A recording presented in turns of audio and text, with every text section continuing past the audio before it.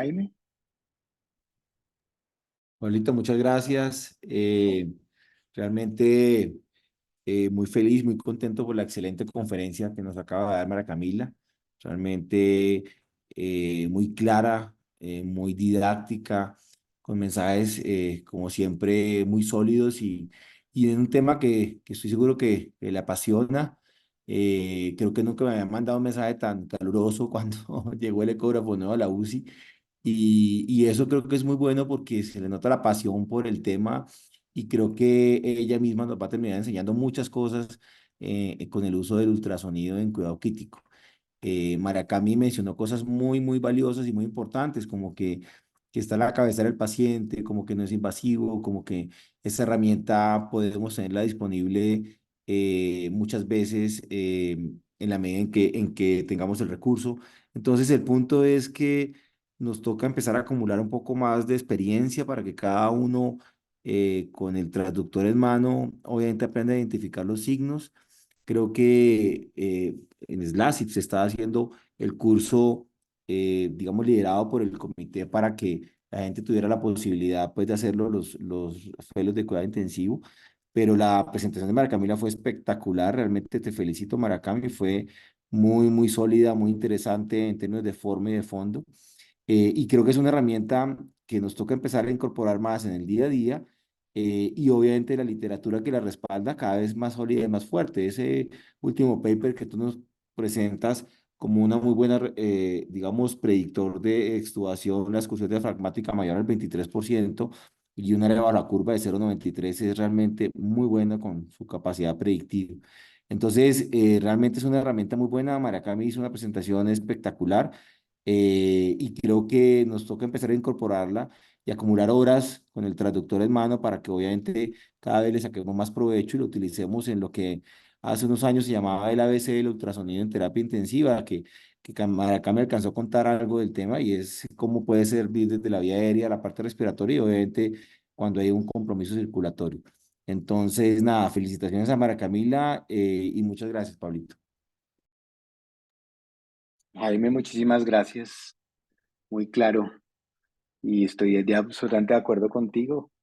Nos faltan ahora horas para dedicarnos al ultrasonido porque al paso que vamos, pues se ha vuelto, digamos, una herramienta que pues es de todas maneras dependiente del operador, lo cual implica que uno debe gastar un tiempo en el paciente, lo cual es bueno porque lo habíamos perdido un poco en la manera como hacemos cuidado intensivo hoy en día y rescata un poco de pronto de forma indirecta algo que hacíamos hace muchos años que algunos no han visto tanto, que es el examen físico del paciente crítico, en la medida en que apareció mucha monitoría.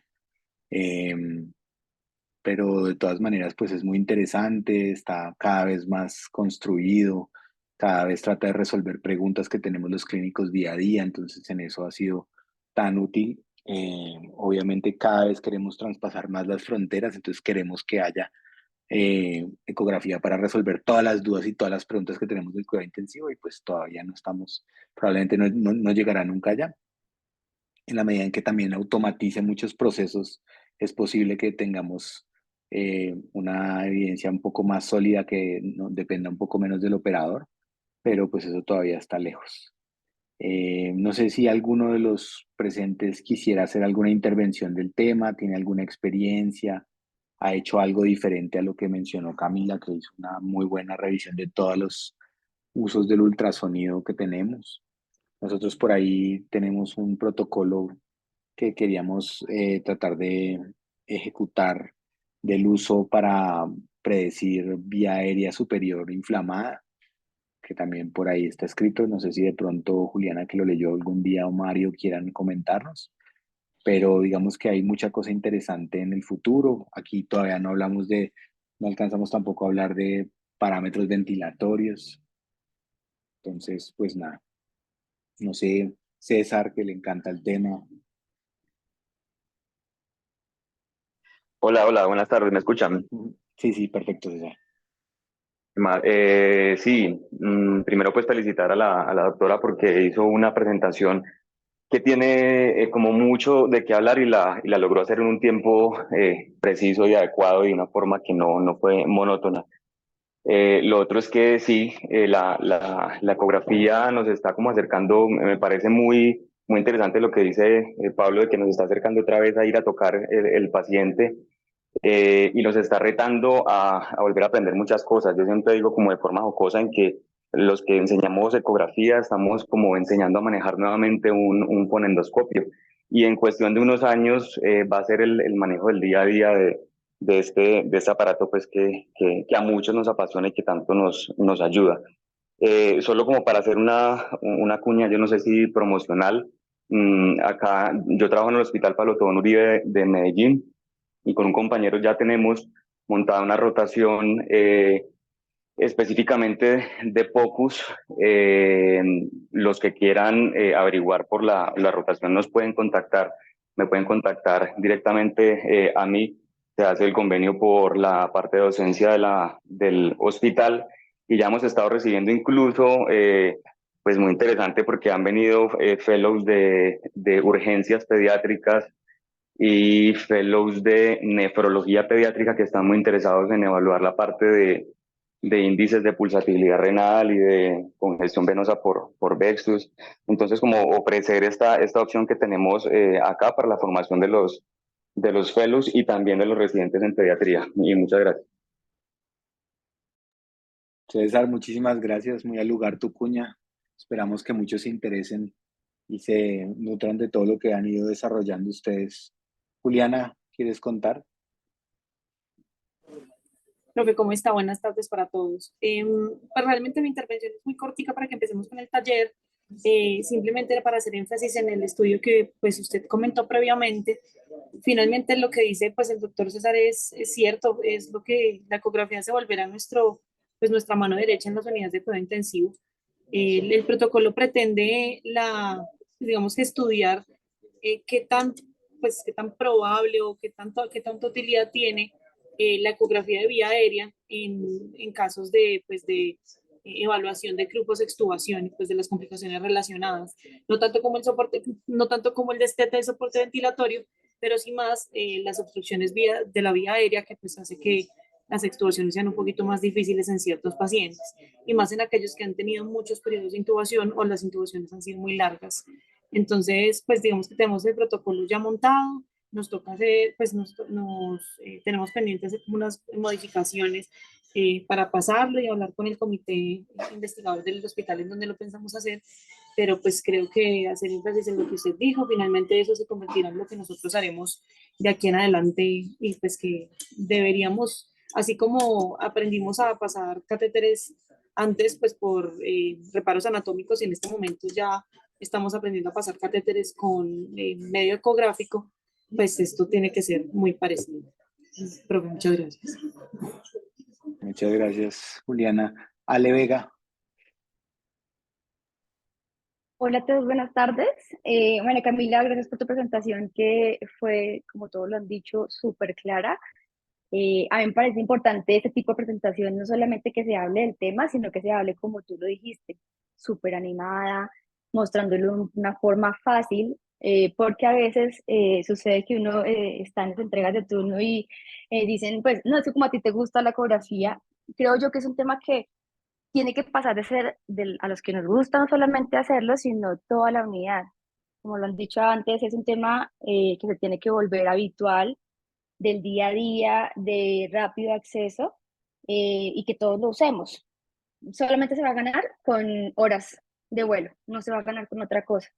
Y creo yo que facilita un montón de cosas. Rápidamente podemos hacer cambios no solamente en parámetros ventilatorios, sino en acomodación de tubo, en acomodación de catéter, en seguridad de usar los catéteres, porque pasa que hay personas que todavía esperan una radiografía para, por ejemplo, usar un catéter para que está bien posicionado. Sí, a veces uno le dice, no, pues lo pasó fulanito de tal y vio que estaba en buena posición. No, hasta que no vea la radiografía no lo voy a usar. Y yo digo, tenemos que aprender a tener confianza en el uso del ecógrafo. Si bien requiere algún entrenamiento, pues si lo hacemos bien, si lo aprendemos bien y sobre todo si lo hacemos de forma frecuente, tenemos que aprender a tener confianza en los resultados, en los puntos claves que estamos manejando en el día a día del paciente, si lo estamos reclutando o no, si el drenaje, el derrame pleural mejoró o no, si la telectasia abrió o no. Eso podemos hacerlo con ecografía y de verdad aprendámosle a tener cariño y sobre todo estar seguro de los resultados que nos está mostrando. Gracias a todos. Bueno, tienes un montón de felicitaciones en el chat de Rubén, de Fernando, de Oscar. Un montón de gente ha estado pendiente y le gustó. Armando, León. Entonces, mil felicitaciones. Si quieres, hagamos la presentación del caso. Esto es simplemente un ejercicio para que pensaran de todas las posibilidades y todos los usos que se nos puedan ocurrir que le podían dar al ecógrafo para que buscaran cómo se hacía y dónde podría haber evidencia de si eso sí se puede usar o no se puede usar. Listo, doctor. Muchas gracias a todos. Ya comparto de nuevo que ahí está en Word el caso. Vale.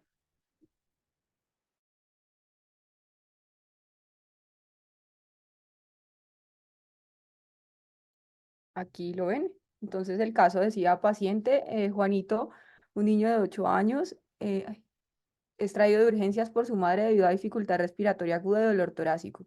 Antecedentes: Juanito había estado bien hasta hace 2 días cuando comenzó a presentar fiebre alta y tos persistente. No tiene antecedentes médicos significativos. Examen físico: Juanito está ansioso y respira rápidamente con uso de músculos accesorios. Tiene una frecuencia cardíaca de 140, una frecuencia respiratoria de 50, tensión arterial de 160, temperatura de 39,5, satura 85%, con FIO2 al 100%. La auscultación pulmonar revela crepitantes bilaterales. La primera pregunta entonces era: ¿qué signos ecográficos utilizarías en este escenario para el diagnóstico de la posible etiología de la dificultad respiratoria de Juanito? Perfecto, María Camila. Algo que nos mostraste en tu charla. Alguien que lo resuma rápidamente.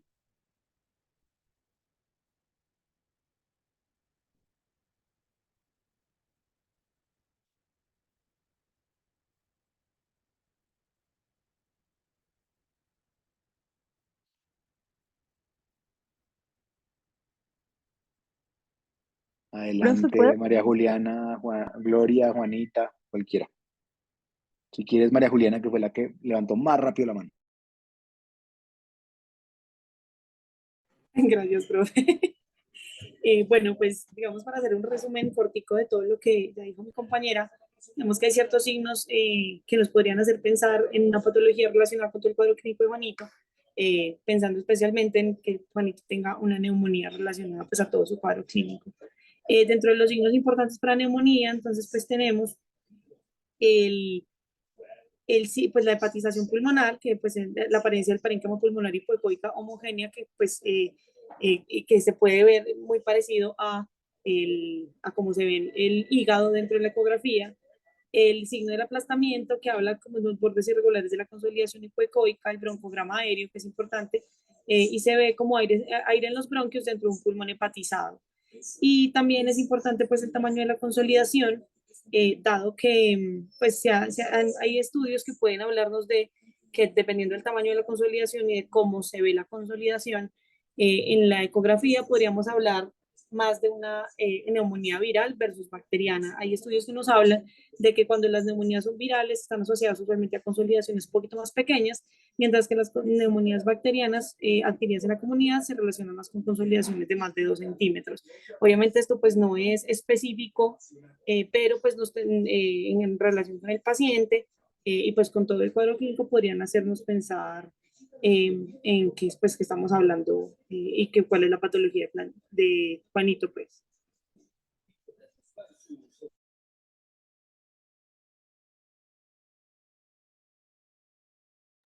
Perfecto, Juliana. Bueno, no sé si alguien más hubiera hecho algo diferente. Busca otra Profe, cosa, yo. Gloria. Dale. Pues de adicional, obviamente como uno empieza con una posibilidad pretest de qué estoy buscando cuando utiliza un medio diagnóstico.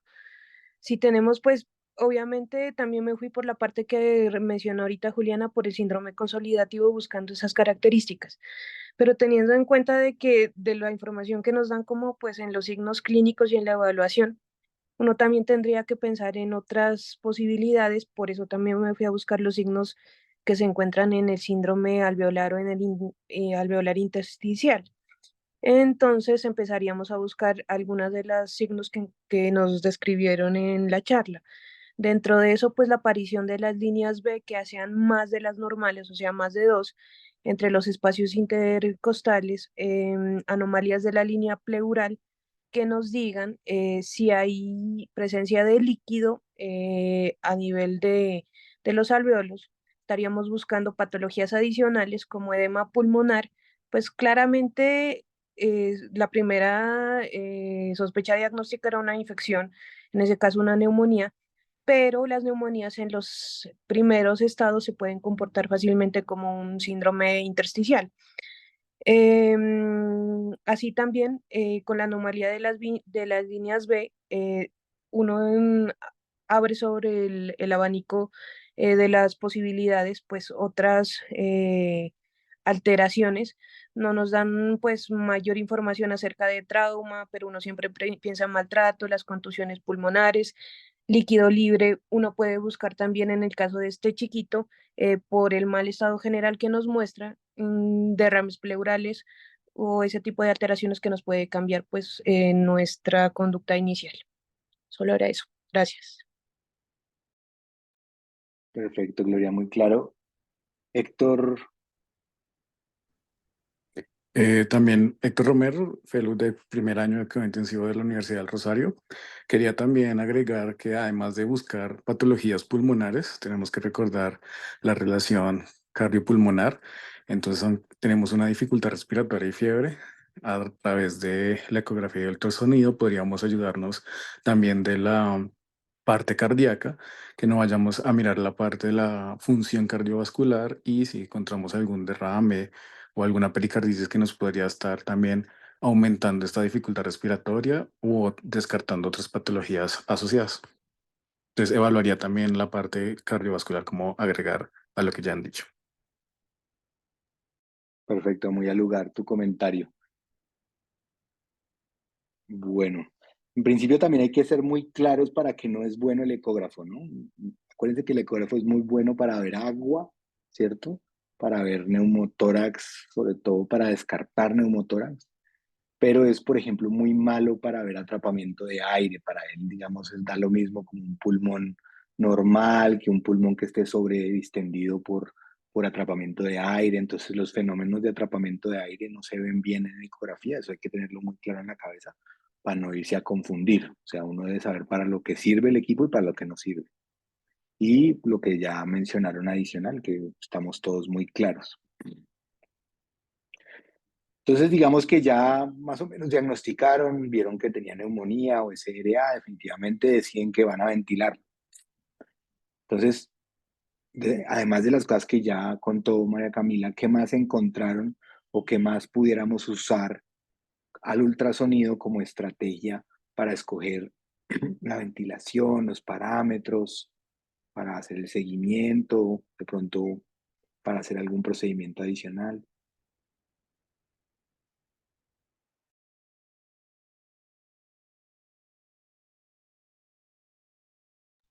Gloria, tienes Juan David. Hola a todos, ¿cómo están? Juan David Bustos de la Universidad de La Sabana. Digamos que yo me centré un poco más sobre todo como para el inicio como tal de la ventilación, entonces era un poco, digamos que lo que decía María Camila acerca del uso del ultrasonido que permite la identificación de diferentes estructuras en la vía aérea. Entonces, digamos que esto está muy descrito en adultos, sobre todo, por ejemplo, la identificación del hueso hyoides, la epiglotis, el cartílago tiroides. Sin embargo, en los niños pues sabemos que hay un poco más de limitación porque las estructuras obviamente están en desarrollo y todavía tienen un componente muy cartilaginoso. Sin embargo, digamos que para evaluar como tal la posición del tubo, una correcta intubación, podemos evaluar diferentes técnicas, sean directas o indirectas, ya que dentro de las directas podemos hacer uso de un transductor lineal a nivel del cricoides que nos permite identificar la presencia del tubo en la tráquea o en el esófago, que justamente sería esa doble visión como de esa visión de una doble tráquea que nos indicaría que posiblemente la intubación se realizó a nivel esofágico, ya que y si la extubación es fallida, pues se va a evidenciar justamente esta estructura. Tiene una muy buena sensibilidad que ronda incluso entre el 97 al 100% para detectar una intubación esofágica. En cambio, hay medidas indirectas como la exploración bipulmonar para verificar la ventilación en todos los campos pulmonares, ya que esto permite especialmente la comprobación de ventilación. Entonces, miramos en cada pulmón, digamos, la presencia del sliding pleural para confirmar, por ejemplo, que no estemos con una intubación selectiva.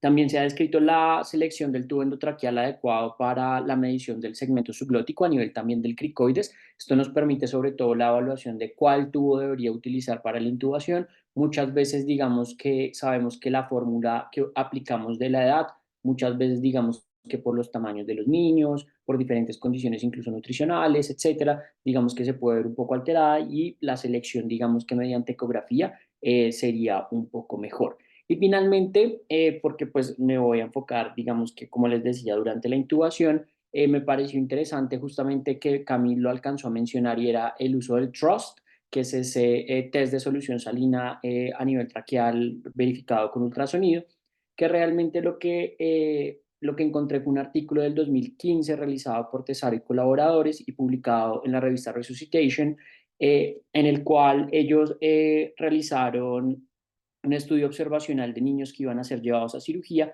y encontraron en total 42 niños. Y lo que evaluaron fue como tal la precisión diagnóstica del ultrasonido traqueal con la insuflación del tubo como tal del neumotaponador con solución salina. Y lo que encontraron fue finalmente que para evaluar como tal un correcto posicionamiento endotraqueal versus un endobronquial, los resultados mostraron una sensibilidad cercana al 98.8% y una especificidad del 96.4%, lo cual digamos que daba una muy buena sensibilidad respecto al uso de esta técnica TRUST para evaluar sobre todo la posición del tubo a nivel de la escotadura external. Entonces, digamos que esto también es una de las formas más objetivas en las cuales podemos analizar cómo vamos a iniciar la intubación en este paciente. Y ya les dejo para que sigan hablando, por ejemplo, del ajuste del ventilador. Gracias. Muchas gracias, Juan David, muy interesante el tema. Juanita. Hola, buenas tardes, Juanita de la Universidad Nacional. Pues como nos abrió el tema Juan David y como yo hablé de ello la semana pasada, pues la ecografía no solamente pulmonar, sino la ecografía diafragmática también nos puede ser útil para la titulación de parámetros como el PEP, la presión inspiratoria, la frecuencia respiratoria e incluso el volumen tidal.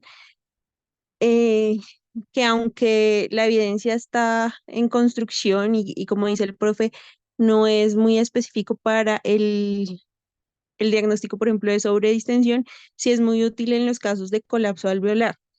También en la parte de la ecografía diafragmática nos pueden evaluar pues, parte de la mecánica muscular, nos puede predecir, por ejemplo, en el caso que vayamos a hacer ya titulación y retiro de la ventilación mecánica, el éxito de esta titulación, si va a ser exitosa o no, dependiendo el grosor o el espesor del diafragma y del porcentaje de contracción del mismo.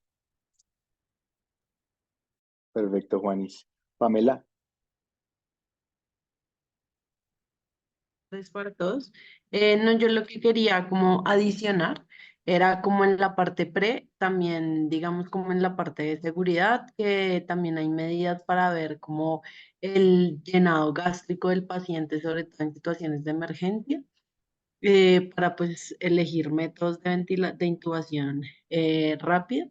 Y lo otro, como adicionando a lo que menciona Juanita de la ventilación, pues digamos que pese a que el patrón de líneas hay y eso no son específicas para una normalidad, digamos que sí hay unas cosas en SDRA que hablan que uno ojalá lleve el pulmón a ese tipo de patrón, entonces como una estrategia también para titulación de la ventilación, eso como adicional.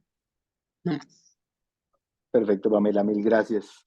Entonces, como ven, pues hay muchas cosas que se pueden usar, se pueden hacer. Ustedes María Camila ya lo mencionó la mayoría y ustedes ya lo complementaron bastante bien. Otro escenario que se me ocurre es, bueno, y ya el paciente está bien, se fueron a tomar tinto, volvieron, y ahora cuando vuelven está peor el paciente, está como con más aumento de la presión, más desoxigenado. Entonces, ¿qué podrían o qué uso le podrían dar a ese ecógrafo para hacer, digamos, estrategias de búsqueda de complicaciones agudas, digamos, distinto a lo que ya hemos mencionado de algunas cosas de líneas y eso? ¿Qué otras cosas o cómo podríamos implementarlo? Juanita. Bueno, uno también puede establecer pues las complicaciones, como ya habían hablado un poco de, por ejemplo, neumotórax, de si el paciente tiene o no derrame pleural, de los procesos atelectásicos o incluso de los pacientes que inicialmente se hace un diagnóstico de neumonía y estos pacientes evolucionan a abscesos.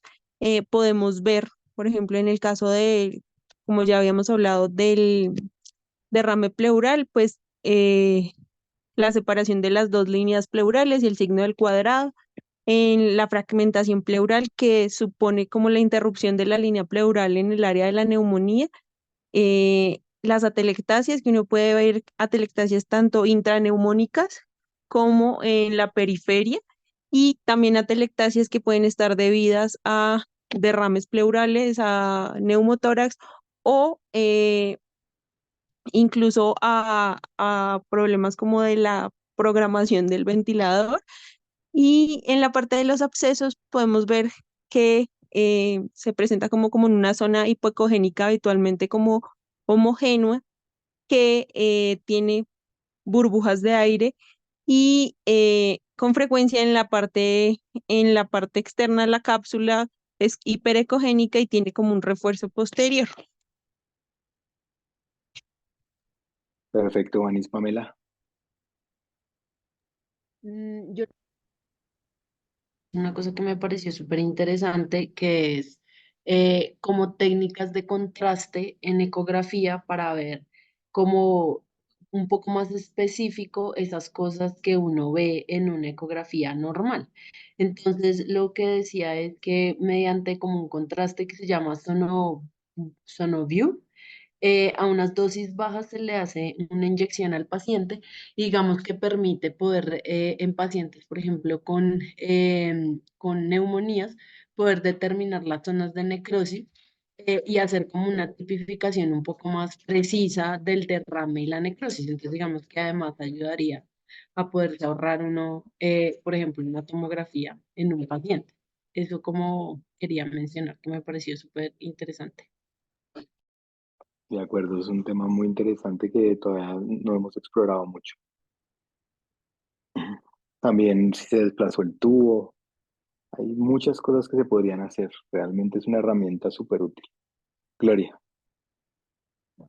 Básicamente uno podría hacer mucha parte o apoyarse en eso como para hacer el DONE y hacer la comprobación. Pues como hablamos hace un momento y lo que acaba de decir usted, profe, los desplazamientos del tubo, que se haya extubado con la evaluación diafragmática, em, nos permitiría de alguna manera tomar unas decisiones rápidas, que igual, bueno, toca tomar unas decisiones rápidas, sino que nos podríamos apoyar un poco más.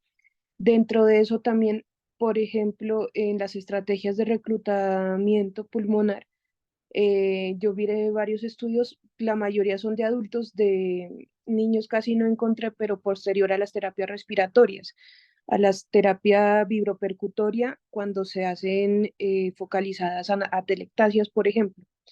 O, por ejemplo, cuando pasaba eso, que había una alteración inmediata, un deterioro inmediato que llegan a evaluar, encuentran hallazgos ecográficos de una atelectasia por desplazamiento del tubo, reposiciona el tubo, pasa la terapeuta respiratoria, hace maniobras de reclutamiento y se hace maniobras de reclutamiento con el ventilador y a la hora vuelven y toman una ecografía.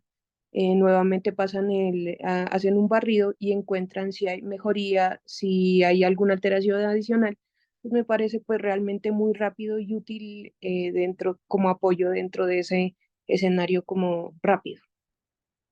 Perfecto, Gloria. Muy al lugar. Inclusive pensar en hacer, digamos, estrategias de reclutamiento con ecografía en tiempo real para uno ver qué está haciendo, qué tanto abrió lo que estaban haciendo en el momento en que lo están haciendo, a ver si tienen que hacer más duro, más arriba, más abajo. Realmente ahí también hay un campo grande para explorar, que probablemente es más del campo de las terapeutas respiratorias, que son las que están haciendo el procedimiento, pero que nosotros podemos por lo menos ayudar con la investigación inicial para capacitarlas en ese tema. Y finalmente, pues el último tema que también ya Camila habló ampliamente, pero es bueno, ya lleva 15 días ventilado, finalmente lograron sacarlo adelante, pero ahora están asustados porque lleva mucho tiempo ventilado. Entonces la pregunta es, ¿podríamos usar el ultrasonido en este escenario? Además de lo que mencionamos ahorita, no sé si leyeron alguna otra cosa o simplemente sintetizamos lo mismo que ya mencionó Camila en su charla.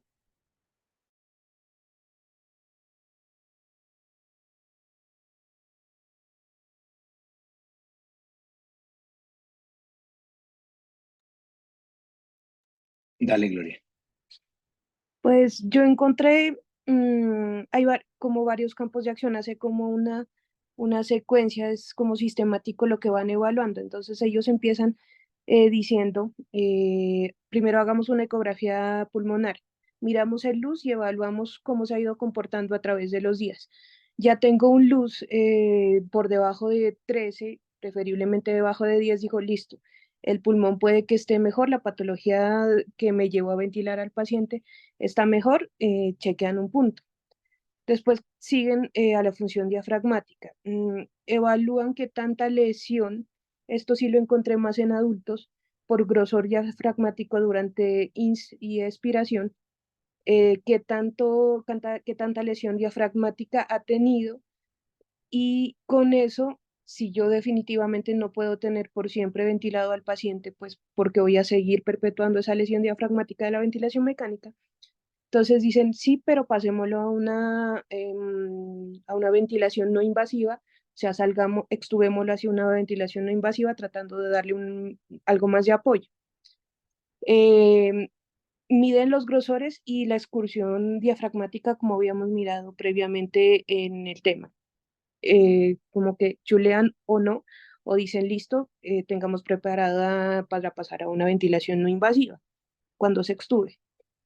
Hacen una evaluación también de los músculos intercostales paraesternales. Esto lo miré muy poco en niños, aunque sí lo han hecho y algunos aparecen como triales en proceso, pero en adultos también les ha dado un plus adicional, que lo que les dice básicamente es que la fracción de engrosamiento de los músculos intercostales y para externales, que básicamente hacen las mediciones con el ultrasonido similar al diafragmático, y van a predecir la capacidad que tiene el músculo de responder posterior a la liberación de la ventilación. Como les digo, eso está más en adultos, y en los niños hay muy poquitos, pero pues también es un campo que uno tendría que tener ahí como en mente para el futuro.